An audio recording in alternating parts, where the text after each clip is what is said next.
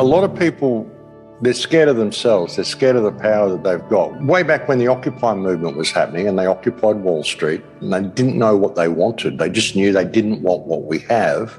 We just want something different. You say to them, well, what's your goal? And they go, we don't know. We just want all this to go away.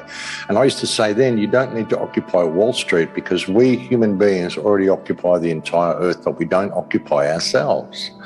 You know, non-compliance, simply getting back on with your life is how to get through this. We're not going to do what you tell us. We're going to go and do what we want to do. If everybody applied that to their own lives and supported the people around them in doing that, we'd change the world in a day.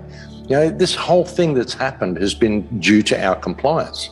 Like when you look at the people locked down in Shanghai, 26 million people, 3,000 or 4,000 people have told them to lock down.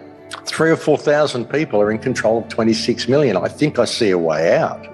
You know, if all of these people simply said no and got on with their lives, and if we did that right around the world, that's the momentum that we need. You can see the lies now. You can see the lies. The whole thing is crumbling. The whole narrative is crumbling. None of it makes any sense.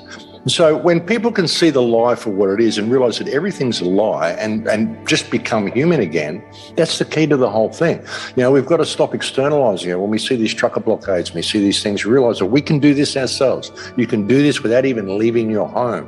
You know, the best protest that you have is to be a real human being. That's the best thing you can do. Be a real human being, be supportive of your own life, of your own family and of the people around you, and just get on with your life and make things work.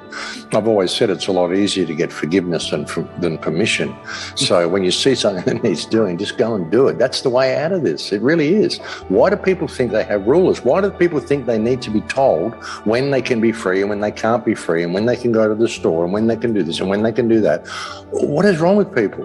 You know, we've got to get over this hump. And that's what this is. If people can look at it through the right eyes, they can see how they've been controlled into this and how simple it would be to just do something else. The problem is that people want someone like me or someone like you to come along and say, I've got the solution. Here's my plan. Here's my draft. You all follow these directions and then we'll get to here.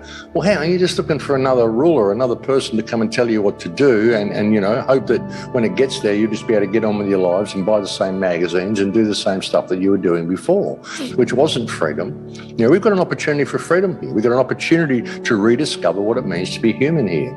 And that's what I see coming out of this. I see a really, really positive future coming out of all this because, I mean, there's no going back to what we were and there's no going back to having any faith in these politicians or this system or the medical industry or the media or any of it anymore. They're not going to be able to live this down. They're not going to be able to just brush it under the carpet, what they've done in the last 2 years.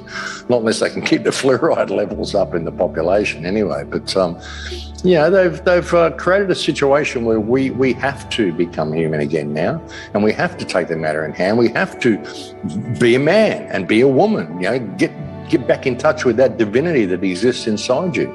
Stop being told what to do, and that's the way out.